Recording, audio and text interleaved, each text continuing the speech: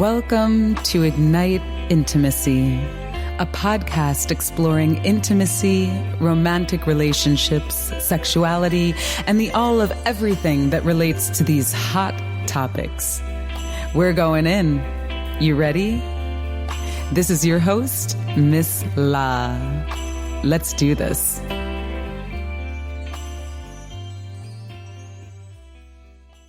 All right. Good morning.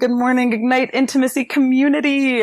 This is Miss La, Miss Laura Aisha here. You know, how many names can one lady have? But, you know, I'm Gemini, so I've got a lot of personalities. So I guess, you know, have a lot of names to match those. I have someone really special that I interviewed on the line with us today. Lucia Paxton and I jammed out on some juicy, yummy conversation about 2 months ago about just women and women's bodies and dispelling the myth of the pussy, you know, and like, should it be tight? Should it be wet? Should it be this? Should it be that? You know, all the stuff that you hear. And if you don't know and you're not talking about it, because maybe you have shame or you are afraid or you just don't even know that you could talk about it with people and that there are actually people like Lucia who specialize in this kind of thing, you may not know. And I think it goes for both men and women because this kind of stuff has been, you know, generally humans. Well, okay, let me not make any generalizations. What I'm going to just say is that from my experience, I know that there are many things I didn't speak about with other people. And there are things, even though I've always considered myself more open sexually, like there are a lot of things that I felt shameful about and closed off about. So anyways, we've got people like Lucia and her husband is joining us today, Trevor, which is super exciting. And we are, you know, we've got powerful people like Lucia and Trevor who are doing work around sex and sexuality and not only female orgasm, but male orgasm. And I'm just super excited this morning because I really want more men in this conversation on the Ignite Intimacy podcast. So we're doing that today. We're bringing in the male perspective again, which is super exciting. And I'm just really honored to have you both on the line. Trevor and Lucia, welcome to Ignite Intimacy. Thank you. We're honored to be here and thank you for having us. Yeah, good morning, Laura Aisha. Thank you so much for having me on again, and this time with the other half of Flushed Love Life. Yes, totally. Well, you know, it's so great to have you two because you're living an experience that I always desired to live. I always desired to have aspects of what you have, you know, the family unit. I know you have a teenage daughter who's close in age to my daughter. And you've been together for the stretch, right? Like you've raised your daughter together, you found this commonality in this work. So I'd love for you to share a little bit with our audience, just like about how you kind of got into this work together. Like what was it like back then, whenever that was, however long ago that was? And then really want to dive into your own individual experiences even before that. So share with us a little bit about that, the beginning of your relationship. Yeah, Lucia's good at this part. Well, let's see. I'll take one thing first, and that's how you asked how we got into this. Well, there's a longer story to it, but truly it was during a time in our relationship. We had our daughter, and a few years into it, a lot was changing in how we were relating with each other. And it was pretty intense. You know, I'd gone through some really major issues around having given birth and gaining weight, but all, you know, on the outside, everything looked really good, right? But on the inside, I was really, really tender and sad, and I didn't carry I was carrying a lot of shame around having had a C-section. A lot of things were going on for me personally. But during this time, I had a friend who said, "Hey, Lucia, you're juicy." I was like, whoa, another woman noticed me. Oh my goodness. Took one other woman to notice me, and she invited me to come out and play communication games with this group of people. And at the time, I didn't know exactly who they were, but they soon became our mentors. And this was close to 15 years ago when we began this other pathway. And within a few months, I'd asked Trevor to come to these communication events, and then we jumped right into taking courses in sensuality, and our whole perspective shifted. And I knew personally we got to experience something that most people will never experience in their life, and which was observing a woman in orgasm, female orgasm, for an hour. And I remember feeling this sensation in my body and crying and thinking, I really want that. And so in that moment, I knew everything shifted for me. And I'm super grateful that I asked Trevor to come with me. We moved to San Francisco and became sensual researchers, and moved our whole family there. From where? From Santa Cruz. We had been living in Santa Cruz. Oh, okay. And for me, let's say during this exact time, life is a matter of ups and downs and highs and lows, and you can't, continually go up your whole life. It's a roller coaster. And so when Lucia was talking about the postpartum or after birth kind of doubts in her life, I was feeling the same thing. The birth of our daughter was one of the most high points, intensely high points of my life. And then you come down some. And basically, as a guy, and as a guy who's made this agreement or this pledge to a woman, Lucia, that of marriage, like, you hook up with me, hon, I'm going to take care of you for the rest of your life. You don't have to worry about anything. Agreement that marriage basically boils down to. Really, I had to condense it down to food, clothing, and shelter. Yeah. And that's not necessarily fun. I was like, okay, these are the three things I know I can take care of. I'm, not taking care of her orgasm, not putting, the attention that, she wanted / needed for a fulfilled life. And, just basically went in the robot mode. Yeah. And my daughter was definitely a focus that kept me going. And yeah, like Lucia said, met a woman and who said, "Hey, you're juicy," and that was the direction that changed our life. It's so interesting because it's like, I have a daughter as well, and I'm just thinking about life, and this could be a really interesting topic to explore for another episode. But just when a woman has a child, I mean, okay, when I had my child, I won't speak for other women, but when I had my child, it was like, I was fairly young. I was 20, and I completely lost who I was as a sexual being. I was like, wait a second, I'm relating to myself as mother as my mother. And my mother, I never looked at as a sexual being. I never even heard my parents have sex. We never talked about sex in the house. So it's like, all of a sudden, it was like, I remember there was sort of like this brief rush of passion right after Kaya was born. And of course, there's no, a woman can't have any insertion or anything like that. So it was without that, but it was still, there was like, I remember this brief moment of like, ooh, like passion and connection. And then it was gone. And I was nursing Kaya, and I didn't want her father to touch my breasts, and I didn't want, and it was like, I was so tired, and like everything. I literally felt like I completely lost myself for about 3 years. So the pregnancy, and then right around when Kaya was 2, I started to find myself again and feel like myself again. So it's really interesting to hear from your perspective, Trevor, how you're thinking like, oh my gosh, like, okay, it was such a high point to have your daughter. And then all the, in quotations, I've got my air quotes up, realities or perceived realities of being a father, being a husband, whatever you thought that was, food, clothing, shelter, it sounds like, kicked in. And it's like, you said it, no space for even, like, Lucia's orgasm wasn't even in there. Your orgasm wasn't even in there. Right. So it's like, That's right. So you said it. And how many millions of people are caught up in this scenario? So yeah, it's just a default go-to position with when there's a communications between partners. Here we are, husband, wife, boyfriend, girlfriend, mother, father, any man, woman. And also early in the conversation, before you start the podcast, you went beyond the man-woman game into the anybody relating game. If you don't have communication, winning communications, it's you're going to be stagnant. If not, go back. And that's really the key for us, was communicating at a level that we could both understand each other, which can be a lot more challenging than one might think.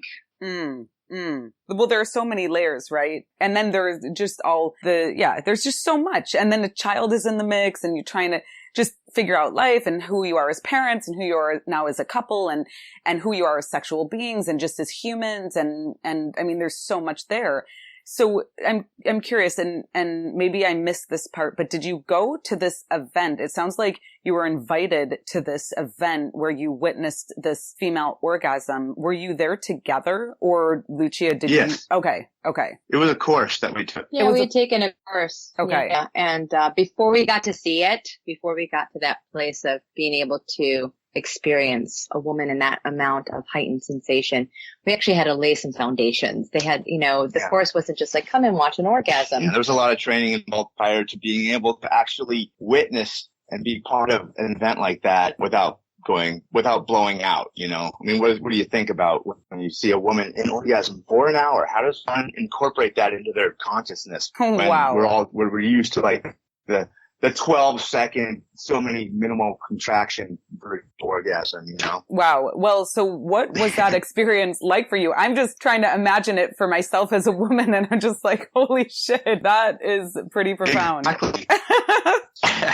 Yeah, it takes some prep work before you're able to actually even wrap it around your head, or even conceive of it as a possibility. Yeah. It's not something you just up and they, it give you a 15-minute introduction and then boom, they're off to the races, Right.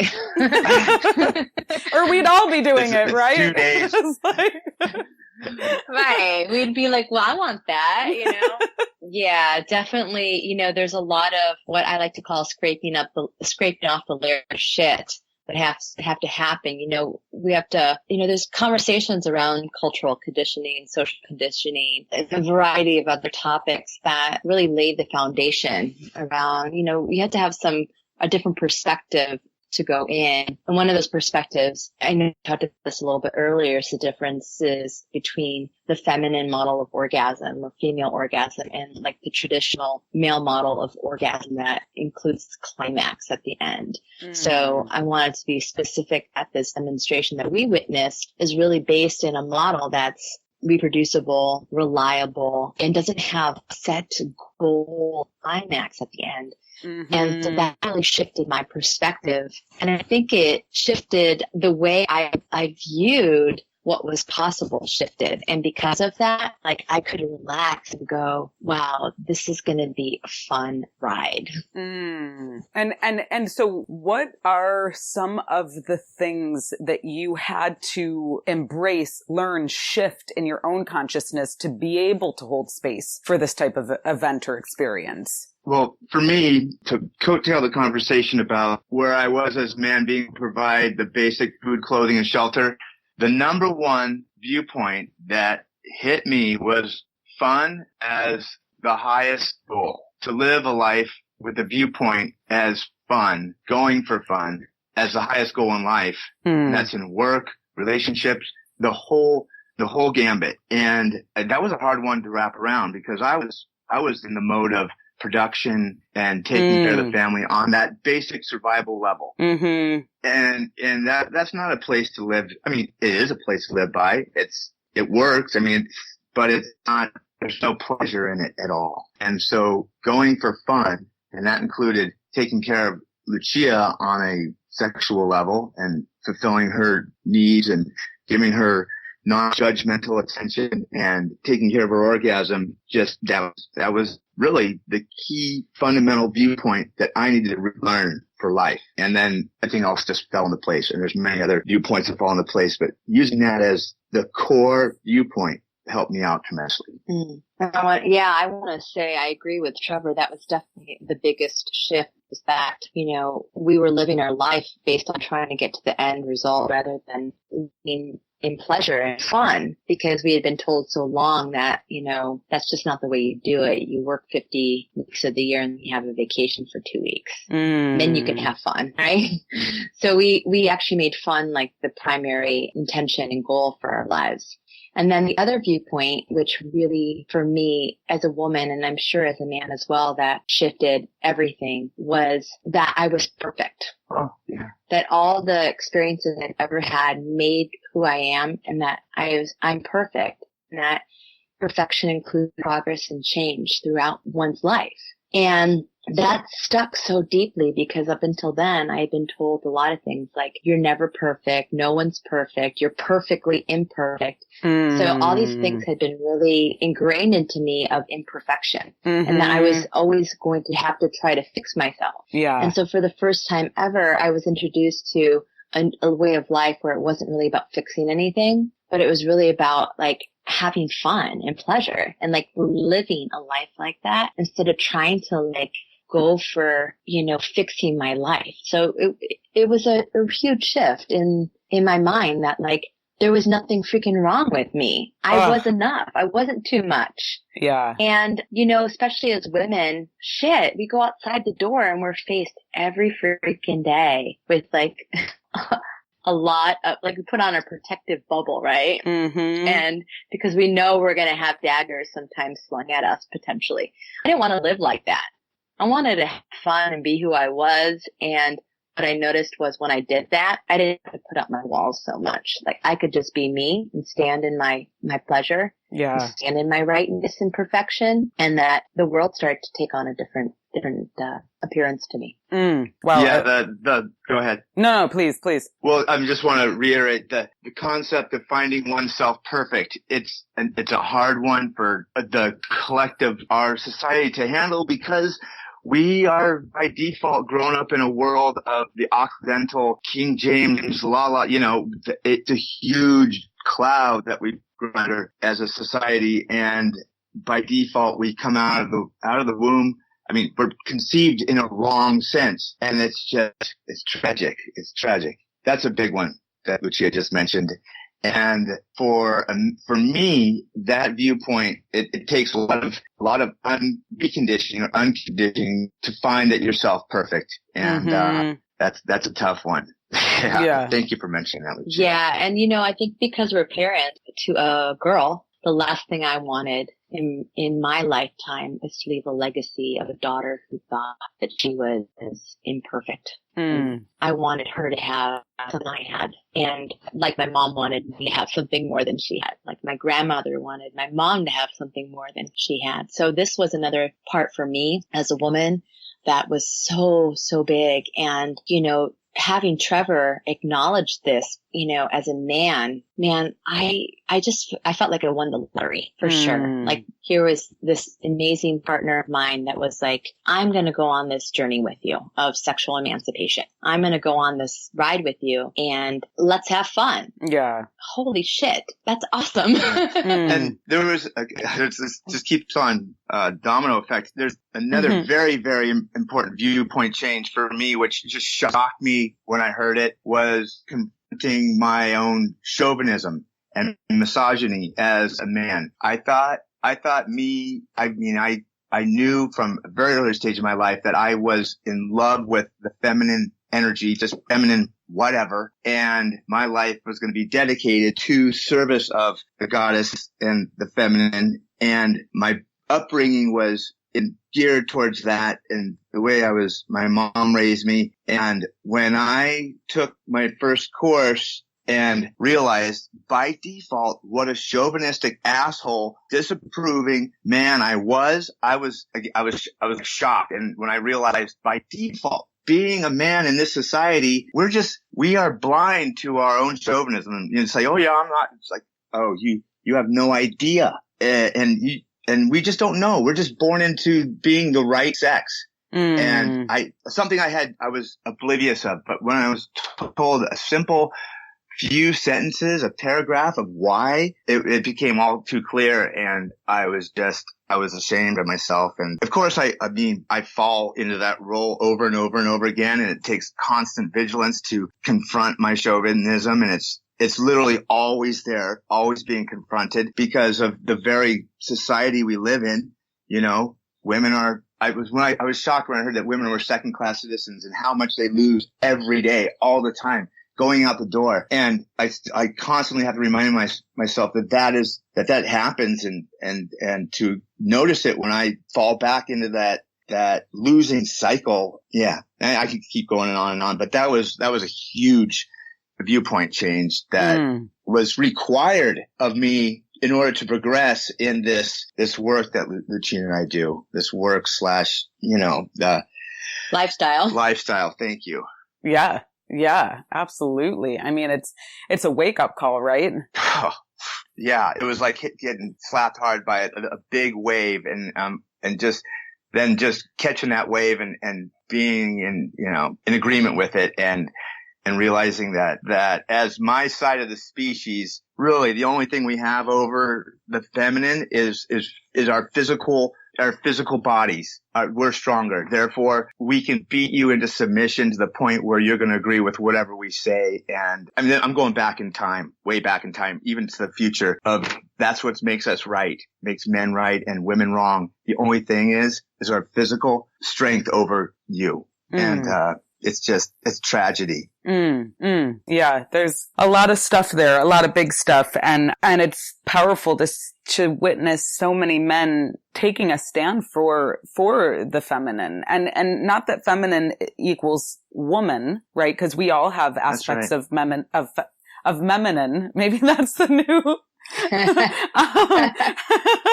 But it's like we're all part masculine, part feminine, whether we have, whatever our sexual orientation is or gender orientation. Yeah. So I'm curious. Yeah. And that's why I say feminine as opposed to women, Yeah. as opposed to women, feminine. And that doesn't matter in what form it takes. This is something I'm integrating myself as we speak. It's something fairly new to me and the concept as opposed to woman being the feminine and man being the masculine. It's like you were saying, it's definitely a learning process. Yeah. Yep. And that's real. And we're all here, right? Like we're all here on planet Earth. And what are we going to do about it? And what are we going to do with it? And so I'm curious, Trevor, for you, what were the inklings in your life, even before you met Lucia, that you could look back on once you entered this journey together into the profound, sensuality and pleasure and sexuality? Was there any sort of indication that you had curiosity around this, or what was that like for you? Yes. Well, it started before puberty, and the way I was brought up was with a single mom, and she really she really was bent for me and created a collective of other single mothers, and in a somewhat similar environment where they brought up my best friends for life that were, the children of other single women who we are all still family, although we don't see each other very often. And then when I hit puberty, I realized that I loved women. I just loved the feminine, like I say, but it didn't matter what woman it was.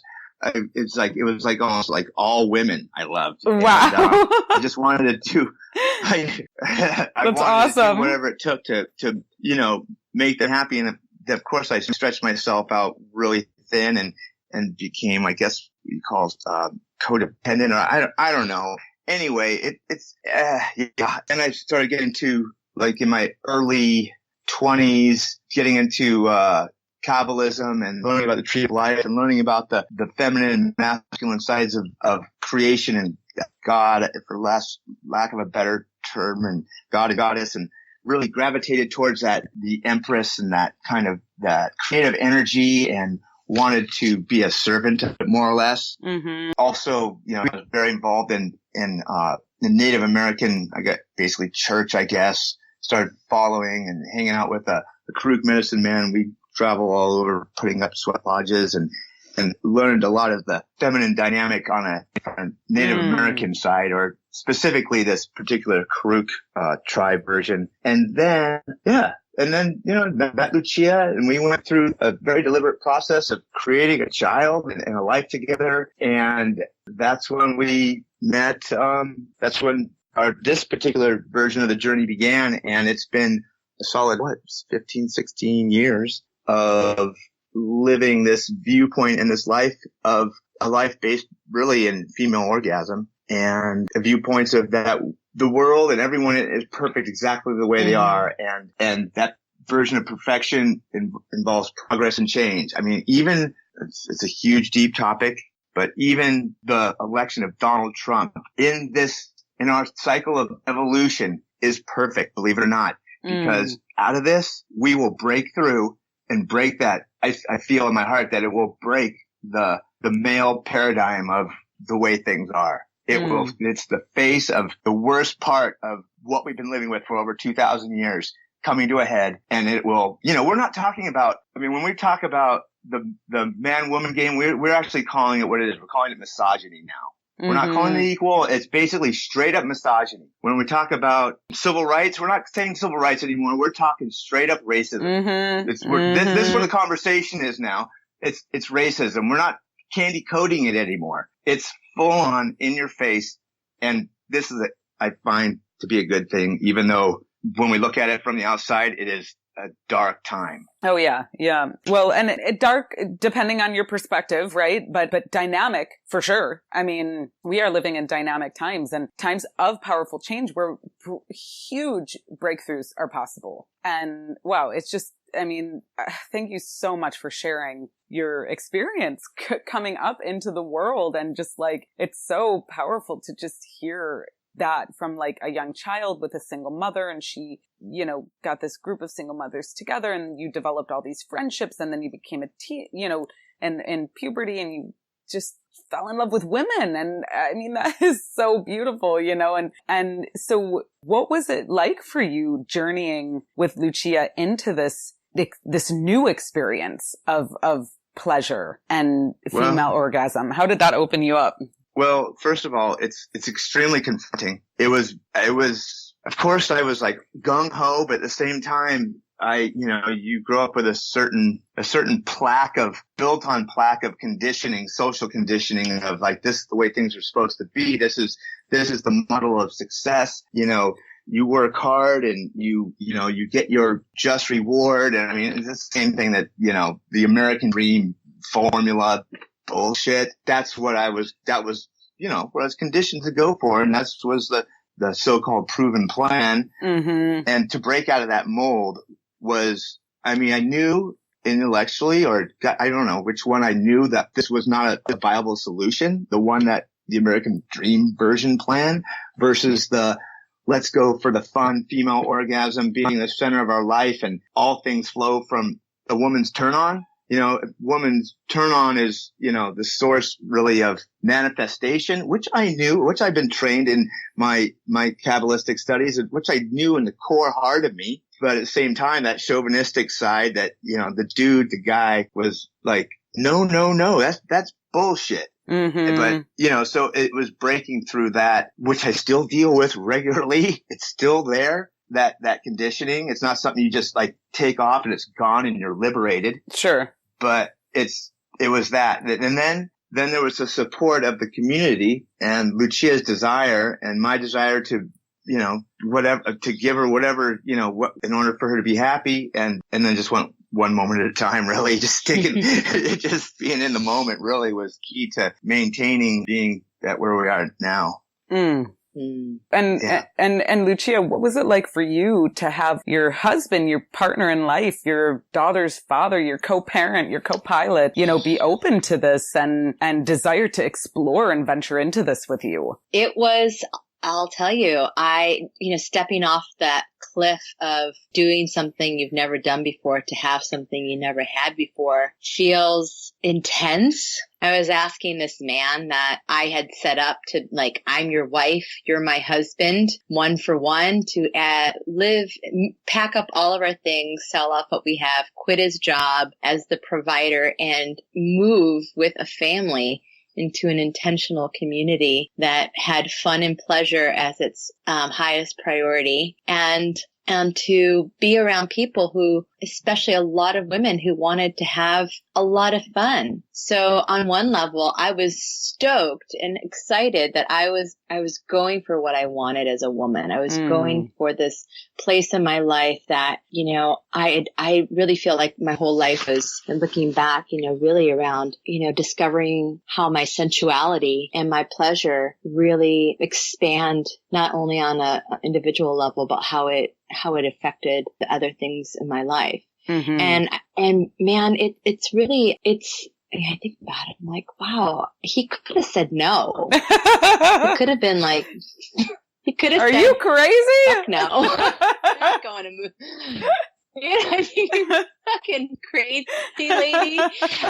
I mean, that did cross my mind. Yeah, I mean, but I was like, listen, I'm doing this no matter what. I think that was, I think he noticed that part of me that was like, I'm going for it. Mm-hmm. And I'm going to go for this because this is my life. I want this. I desire this. And what can I take? It felt amazing. Felt amazing that Trevor was yes. And there was some grumbling. And it's okay. Like I took it and I felt it. And I mean, I felt the grumbling, you know, he was feeling what I was feeling. I mean, I had a lot of doubt. I mean, I'd been conditioned with a lot of doubt in my life around you know, how I grew up in a very strict Roman, you know, Italian Catholic family. You know, I'm first generation American, and we did not talk about sex. We did not talk about pleasure, which I shared with you in our last conversation. So I had to unlearn a lot of my own social conditioning and cultural conditioning, even to get to this point. I mean, what was I going to tell my parents? Mm-hmm. Hey, I'm moving into an intentional community and I'm going to be a sensual researcher. It didn't come out. So to have Trevor on my side, man, it was like seriously having a rock. And, we came in with this viewpoint that friendship is the highest form of relationship. Mm-hmm. And that was something that we were going to explore. That was a new viewpoint for us to discover a new way of being, because, especially as a married couple, you're told that, marriage is the highest form of relationship. And so we were playing by this way of life where, well, we're married. So, we're in love. And that means, married people are supposed to honor and love and trust. And what a setup. Yeah, we were really set up to think one way. And what it came down to was, it wasn't who we were as people is always expanding and evolving. Mm-hmm. And that how was I going to take on this new way of thinking and being, which was based in fun and pleasure, which nobody really said I could have, as a woman. And, and here I was a woman and, around my sexuality, I was wanting more and I was given the parts to experience fun and pleasure. And holy cow, how fun that Trevor wanted to go on the ride with me and is still on the ride. I want to say, we like to say it really takes a lot of vigilance around this. This isn't suddenly, everything's, we go through the ups, we go through the downs. The difference is that we have the communication tools now that move us through very fast. And, when you're living with this beautiful energy moving through your body, this female orgasm, it's a whole different experience to walk in my body now than it was 15 years ago.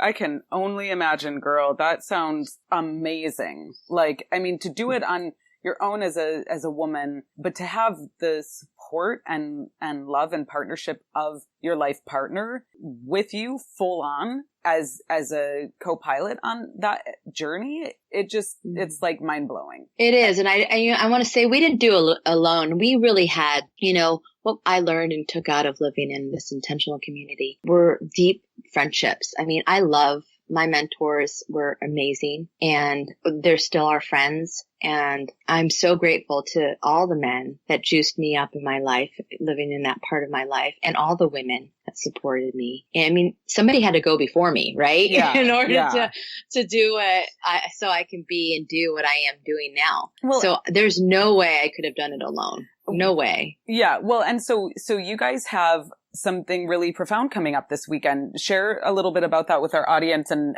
let our audience know where and how they can find you online. Sure. Well, our website is first www.lusciouslovelife.us. And this weekend, we've been teaching courses in sensuality and communication for about a year and a half now together. We went from, just being students to wanting to really make a bigger impact in this world. So we decided to teach courses online. But this upcoming weekend, and I know that people listening in, this is going to be a little bit later, but this weekend in June 23rd through 26th, we are actually hosting our first Pleasure Essentials weekend live in Santa Cruz. So, which is amazing. We're going to teach our Pleasure Essentials course live. And we're going to start off with, you remember how I was talking about, we went to these communication games. So we're going to do that on Friday night. We call it Jump Starts. So we actually lead Jumpstart here in Santa Cruz. It's an evening of communication games, but we're going to start off with that for our weekend. And then we're adding on the demonstration of embodied female orgasm, the demo. So we're going to do a demonstration after the Pleasure Essentials course in the evening. And it's a conversation before, during, and after that also includes a live demonstration of a woman in the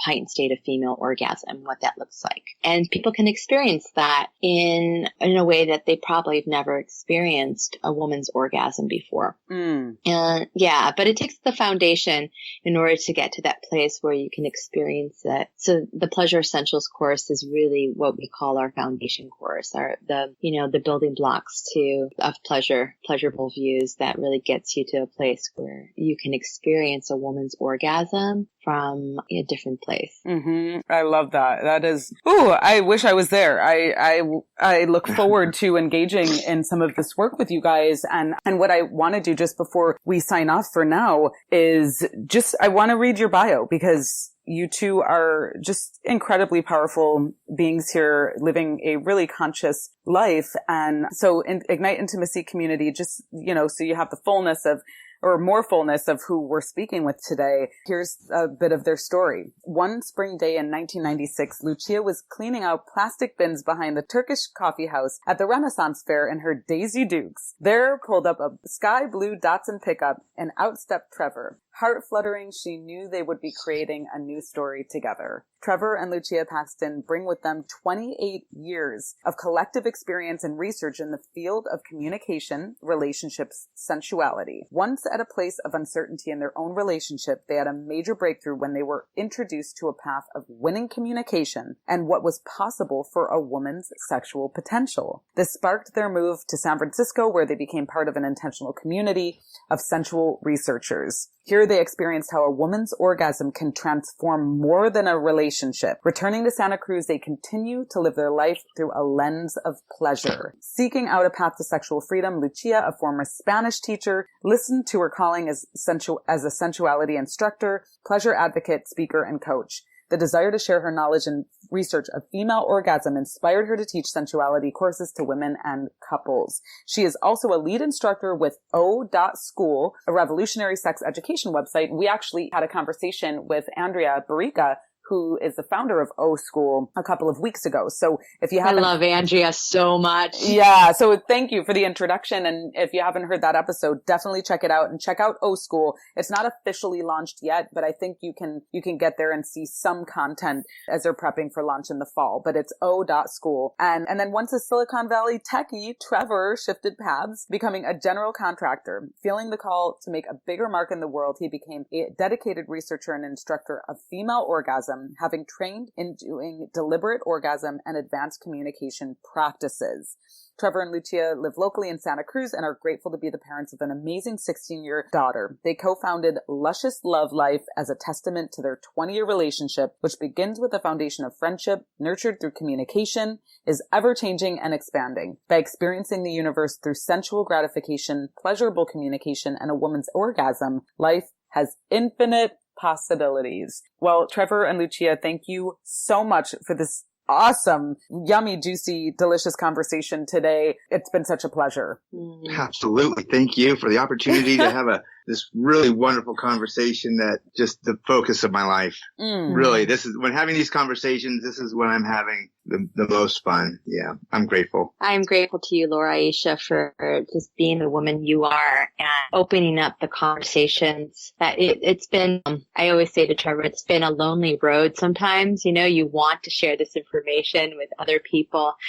And I feel like more than ever, we've broken open and we're ready to hear as a, bigger community around these viewpoints and this lifestyle and the feminine model of pleasure. And, it's such an honor. I'm so grateful that Trevor and I get to do this in our lifetime and that we get to do it together. It's so fun. And with you. And with you. Yes. People who are listening. Yeah. I mean, thank you for being a catalyst for voices. Yeah. It's huge. Yeah. It's so powerful, Laura. Thank you so much.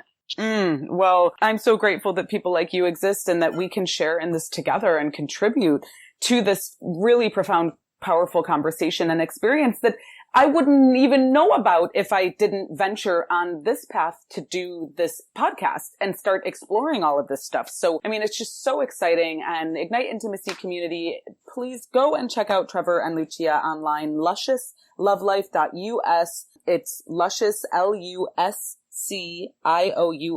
lovelife.us. You can also Google them, and it's just really an honor and a pleasure, you guys. So if you have any questions, comments, things that you want to discuss from this episode, please email us at hello@igniteintimacy.com.